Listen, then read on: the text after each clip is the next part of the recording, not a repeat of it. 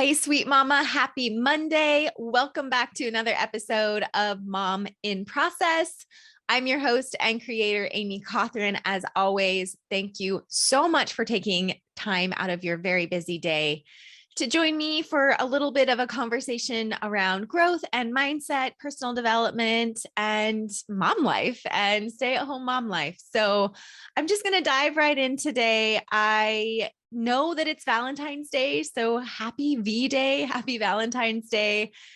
I kind of thought about what I wanted to talk about on Valentine's Day, and I couldn't genuinely come up with anything that I was passionate about because I had this other idea rolling around in my head. And I thought, I just need to share kind of this experience that I went through and what I learned from this experience that I think would be more beneficial to you than just another Valentine's Day conversation. There's so much out there already surrounding this holiday and, things that you can do for your family.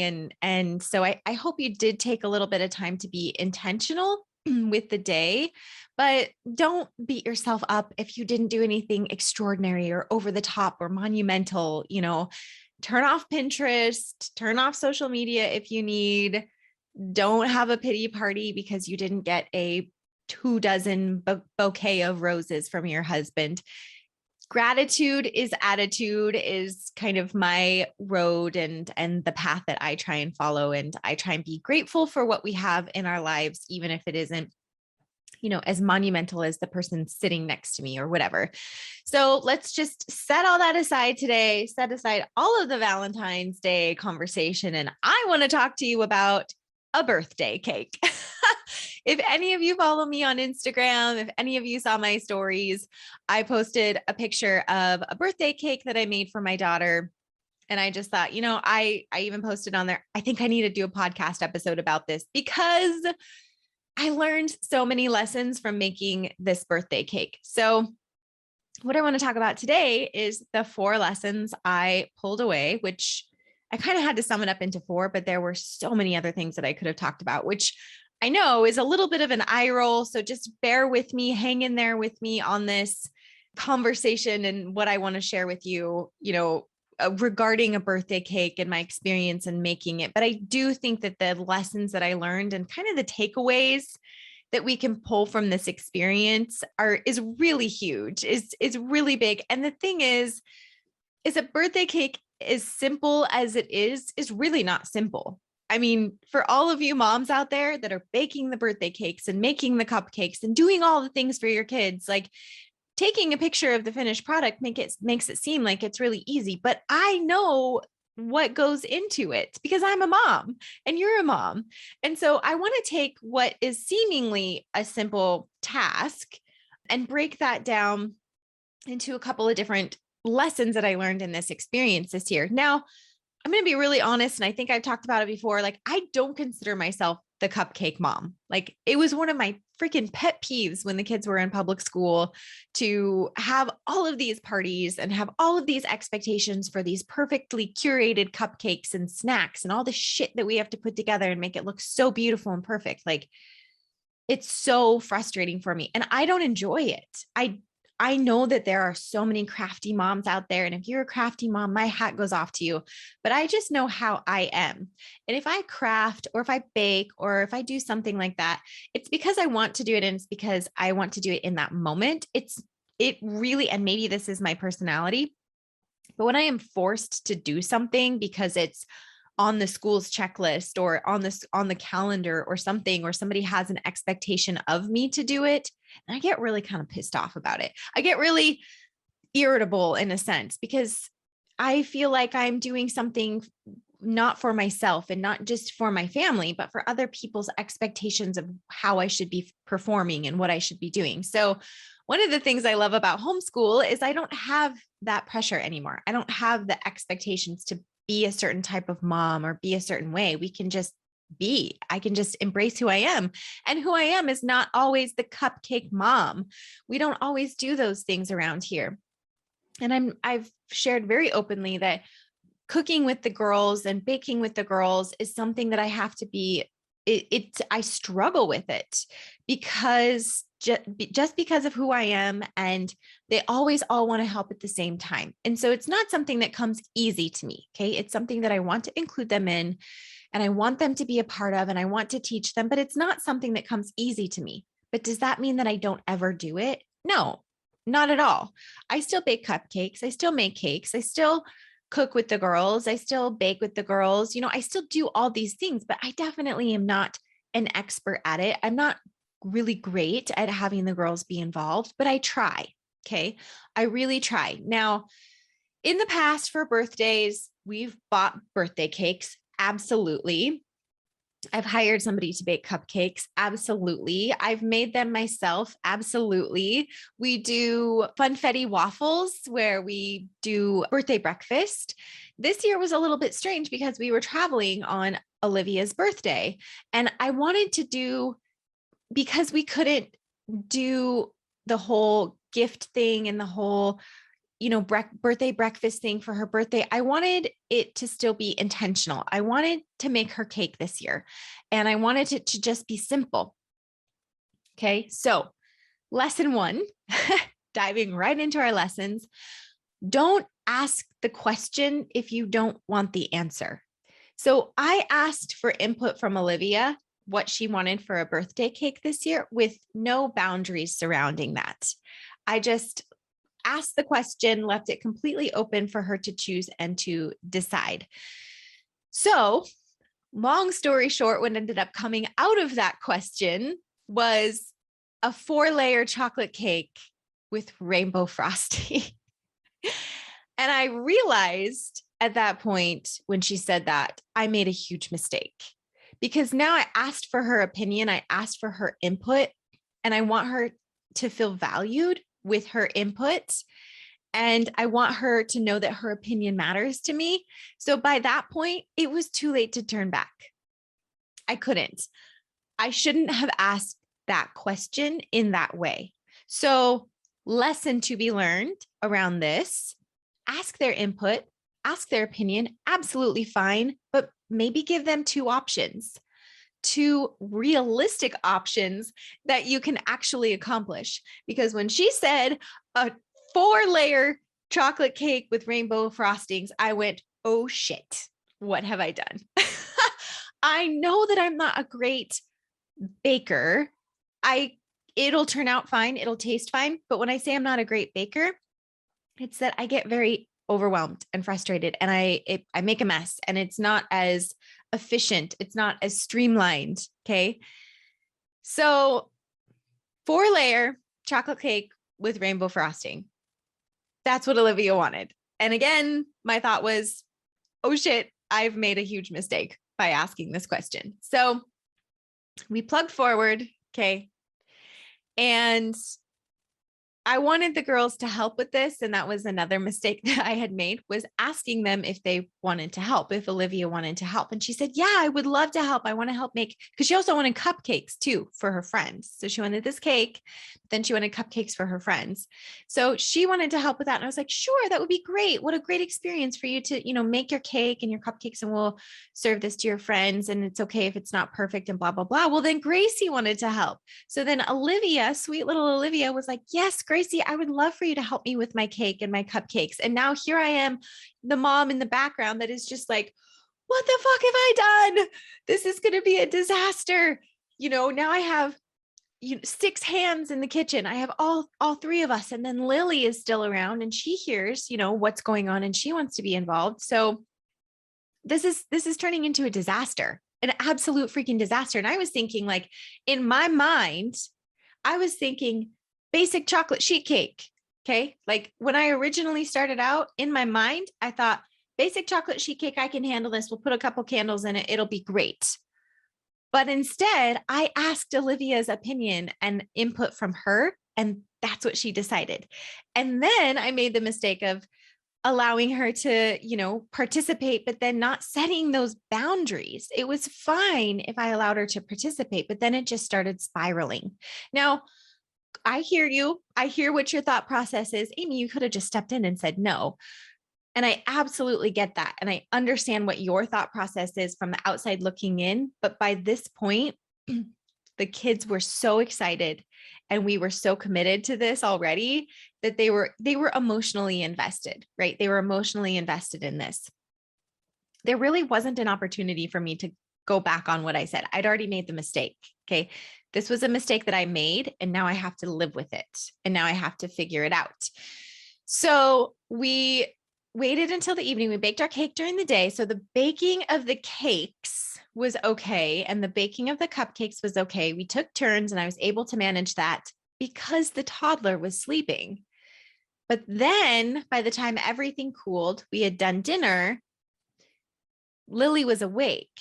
So now we're trying to do frosting, and I'm trying to figure out, like, how am I going to get rainbow frosting on a cake? And I kept asking her, like, what do you have envisioned? What do you have in your mind? How do you want me to do this? And if anybody, you guys don't know Olivia, and I understand that maybe a couple of you do, my friends that are listening, she gets these ideas in her head and she really gets them built up. She has a huge imagination and she's very forward thinking. So she already has, she is the epitome of starting with the end in mind. She already knows what it's going to look like. So I'm trying to get that out of her. Okay. So when you say rainbow frosting, girlfriend, what are you meaning? What are you saying? So after all of this, I start looking at the amount of frosting that we need to have for a 4-layer chocolate cake. And I kind of panicked because I didn't know if I had enough butter and powdered sugar to make the buttercream frosting. That's what we decided. So we didn't have to refrigerate it, even though I love a cream cheese frosting. We went with a buttercream frosting. Thank you, Betty Crocker. So we did end up having enough supplies. We did have enough powdered sugar. That was the biggest one. We start making this, and I don't have enough frosting for just the cake itself. You guys, I made frosting 4 freaking times. Okay. 4 separate times I had to make frosting, and I would have had to make more frosting, but I had a store-bought jar of cream cheese frosting, which I ended up using at the very end. But what we ended up doing was, okay, would you be okay with a white buttercream frosting? And then I could put with the frosting spreader.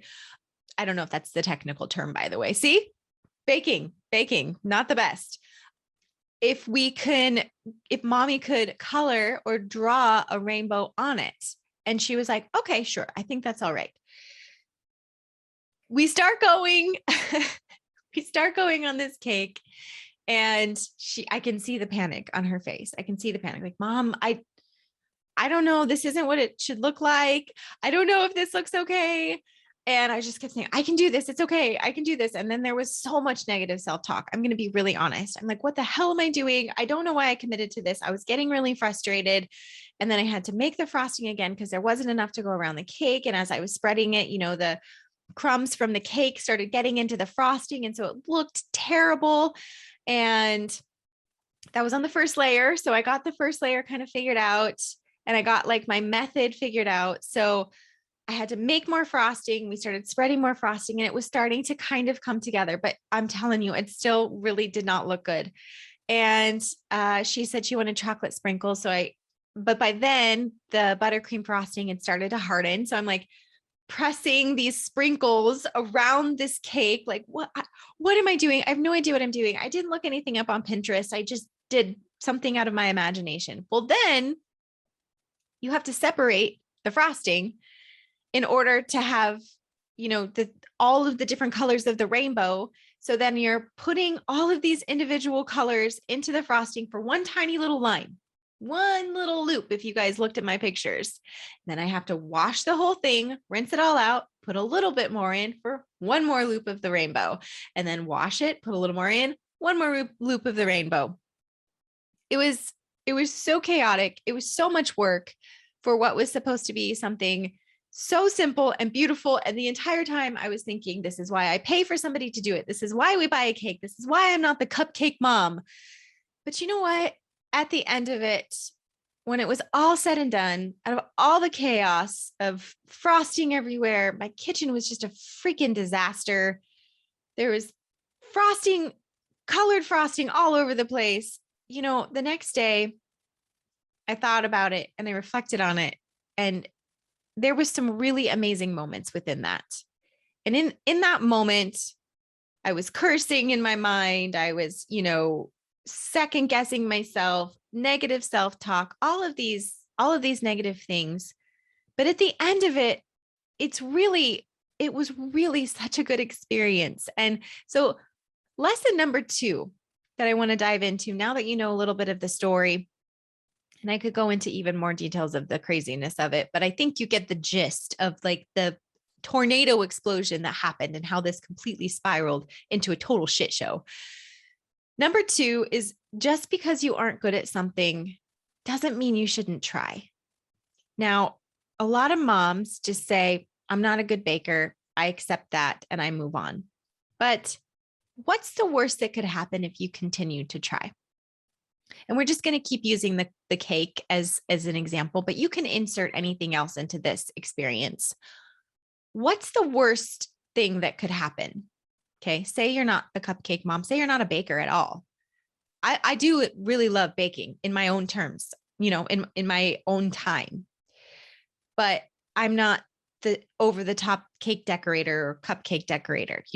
I can make a cupcake, I can bake bread, I can do some of that stuff, but I'm not an expert at it by any means, and that's okay. But if you allow yourself to say, I don't enjoy baking, or I'm not good at baking, or whatever, and you never, ever, ever do it, you're really missing out on some incredible opportunities.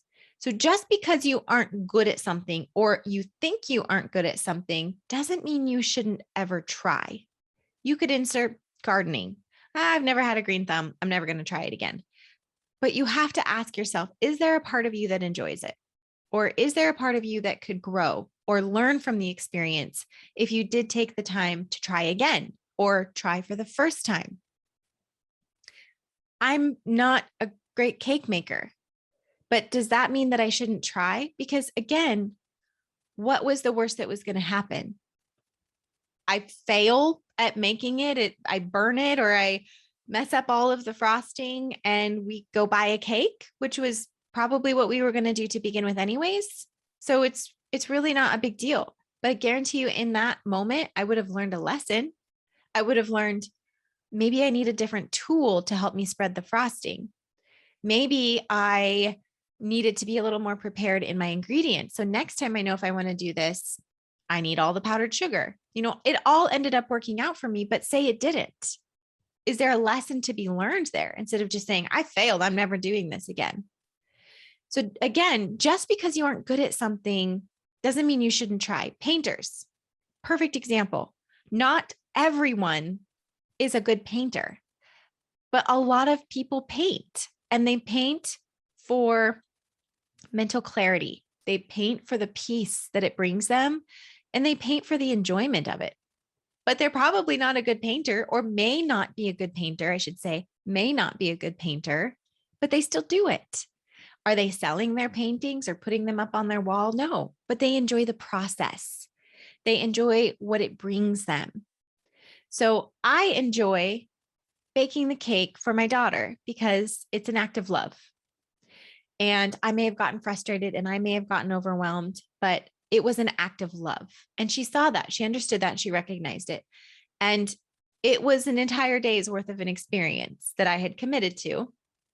And there was lessons to be learned in all of it. So lesson number 3 that I want to talk about that I pulled away from this was to have realistic expectations.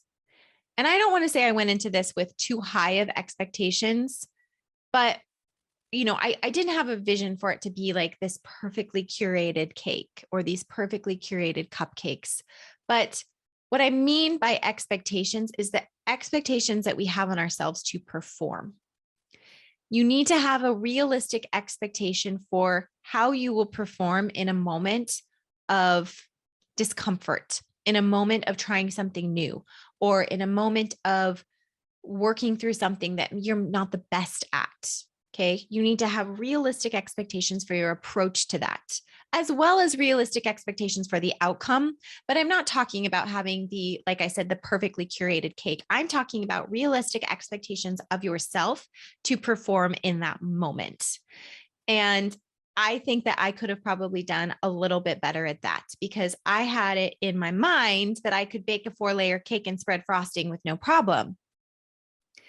Spreading frosting, by the way, that's an art in and of itself. You can watch YouTube videos on the best ways to, spread frosting and turn it on the Lazy Susan, which I don't have. And so one of the things that I learned is, and I've thought about this before, but in this moment with the cake, I guess I should say wasn't learned, but I was reminded, very obviously reminded, about the fact that you can't be good at something or great at something if you never do it. So in order to lower your expectations, you have to understand, I don't do this on a regular basis. So I cannot go into this thinking that I'm going to bake a perfect cake, or that I'm going to bake it efficiently, effectively, spread my frosting properly, all of these things. How can you be good at something if you never do it?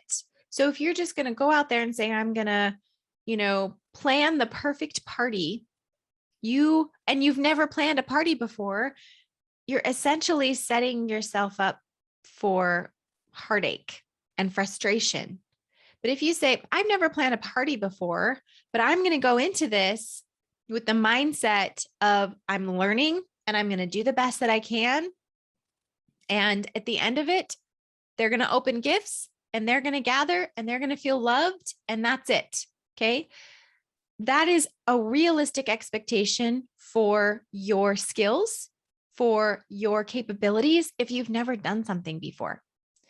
I could have lowered my expectations for what I wanted for this cake or how I wanted this cake to turn out if I would have just reminded myself, girlfriend, you don't bake cakes.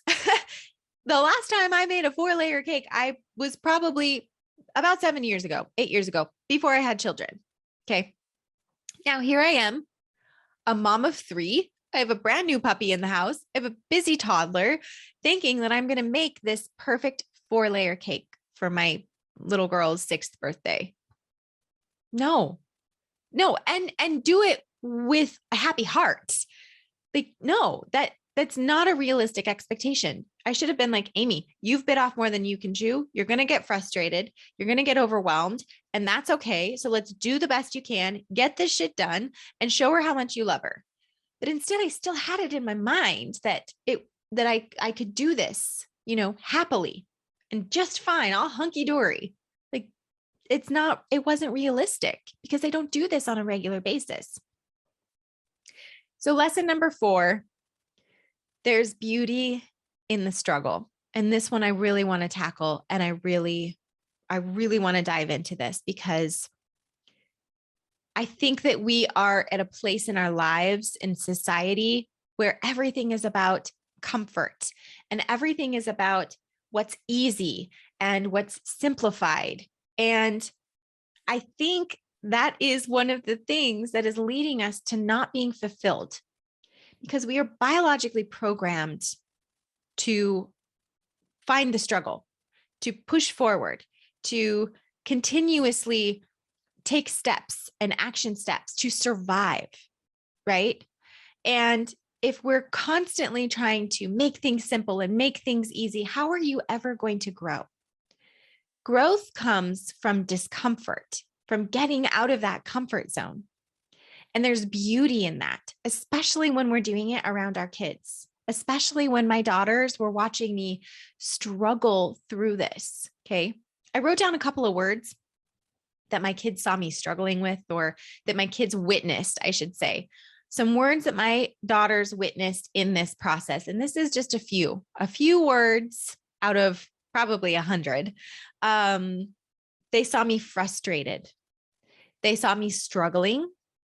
They saw me get messy and the kitchen get messy. They saw me determined.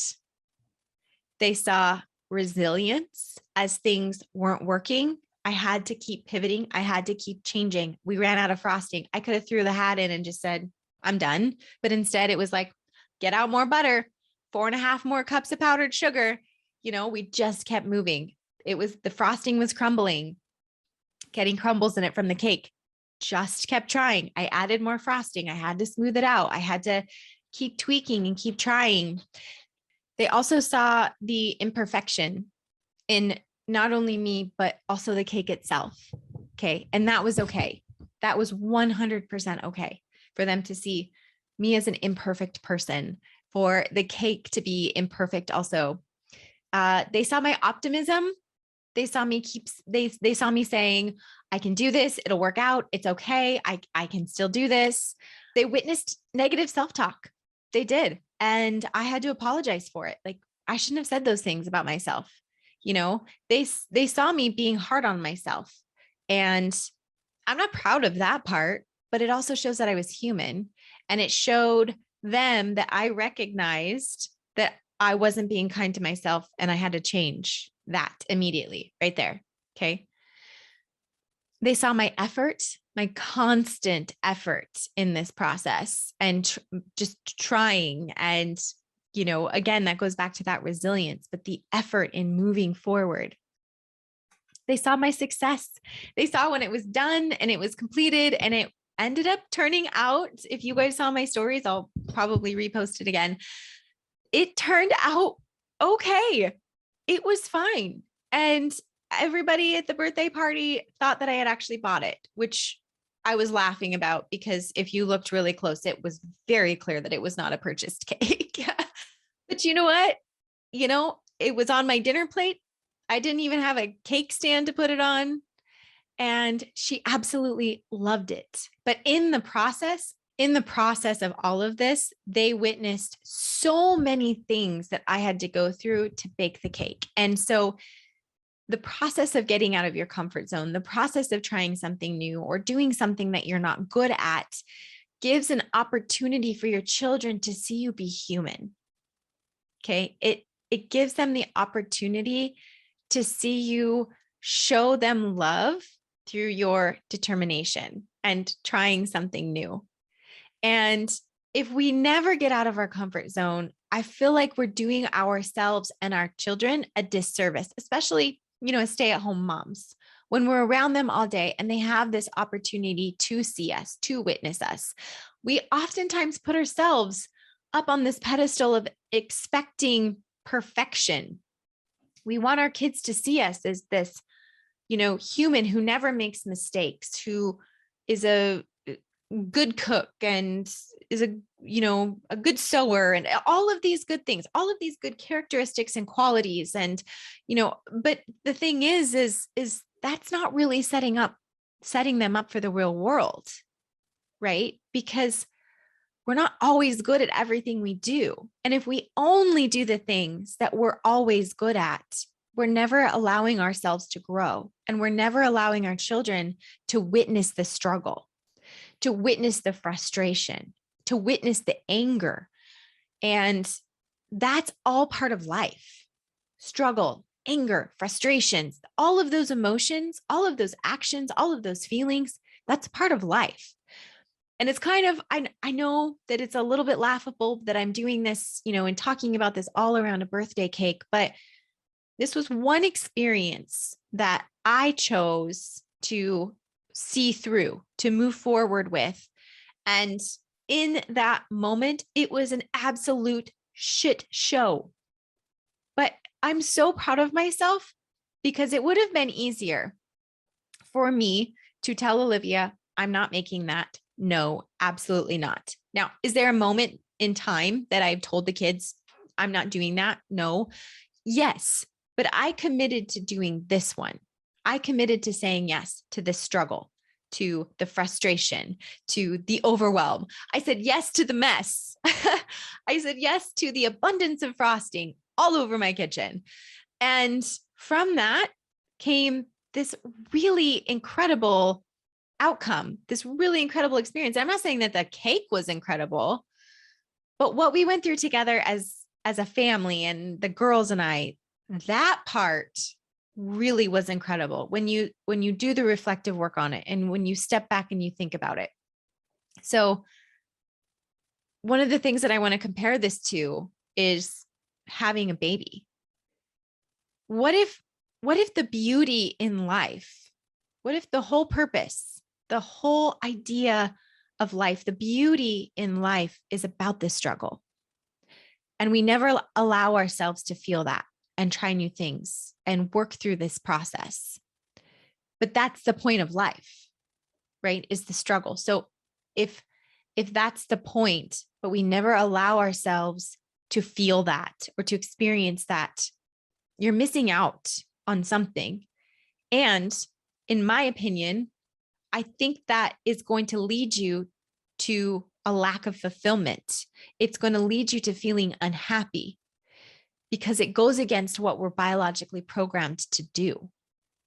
And society wants us to feel comfortable. Society wants it to be easy. Society wants you to pay for the cupcakes and to pay for the cake, to be done for you. So you don't have to feel discomfort. So you don't have to feel the struggle.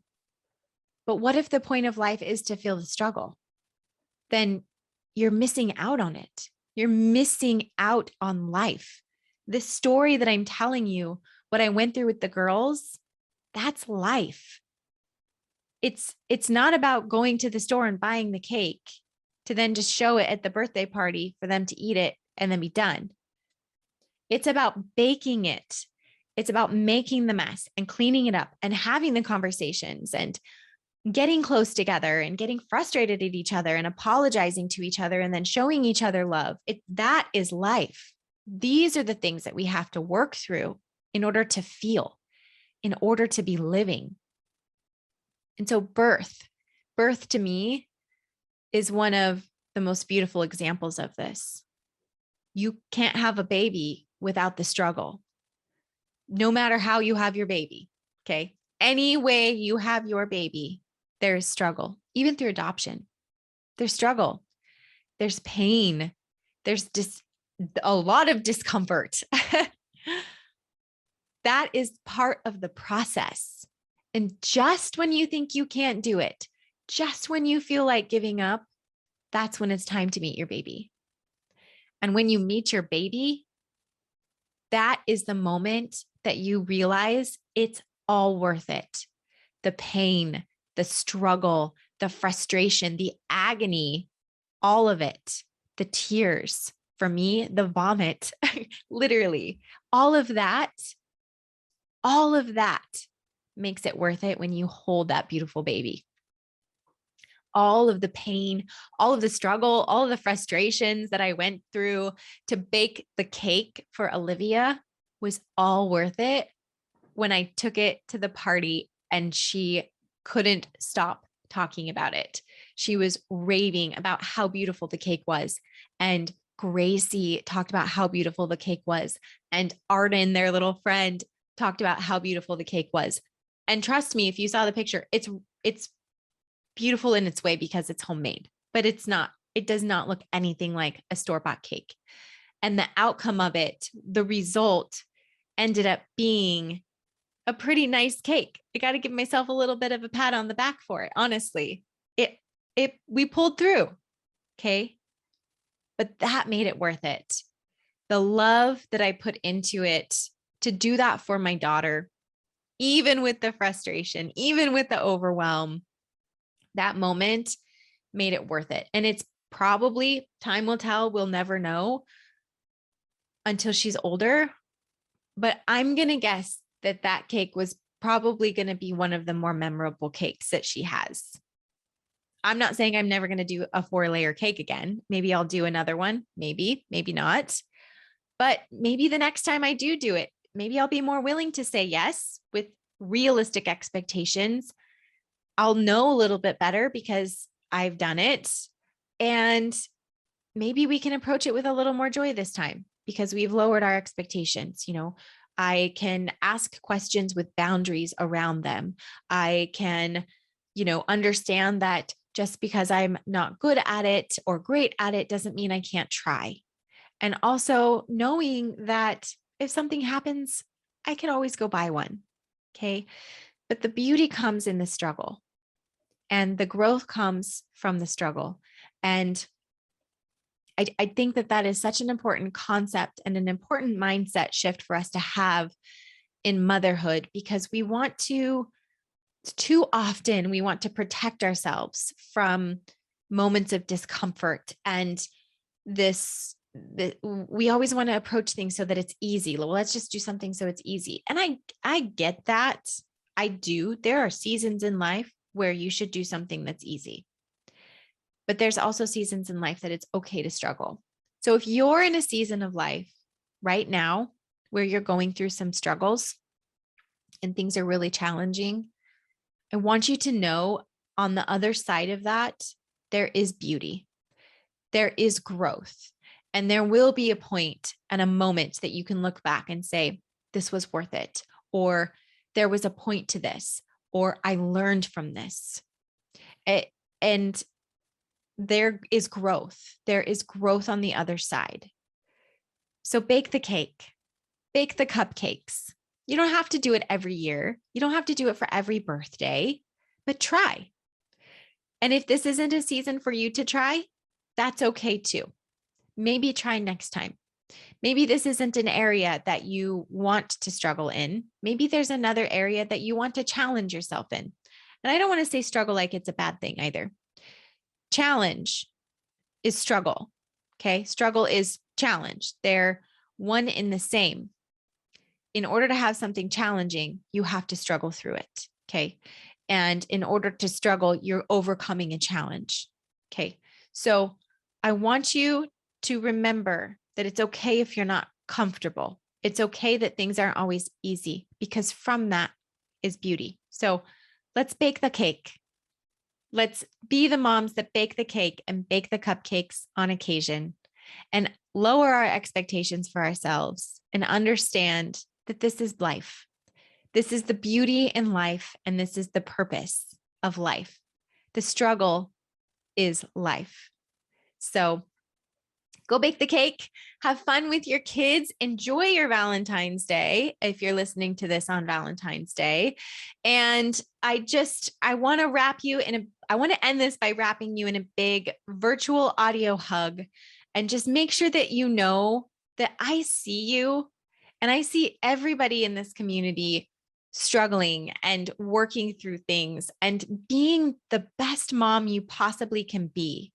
But all of us need to be working on ourselves first. You have to work on yourself before you can then go raise the future generation and live this life as a fulfilled stay-at-home mom.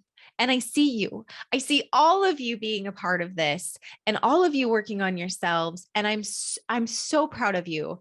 And I'm so grateful to have you all in my life, because this is a process that I'm going through also. Learning to bake the cakes and doing the cupcakes. I wanted to share this with you because we are all perfectly imperfect. And I'm never going to stop saying that. And this is just a moment that I went through as a mother. And I hope that it helps you understand that we're all going through these struggles and having these individual triumphs all at the same time. So thank you so much for listening today, sweet mama. I look forward to talking to you all again very soon.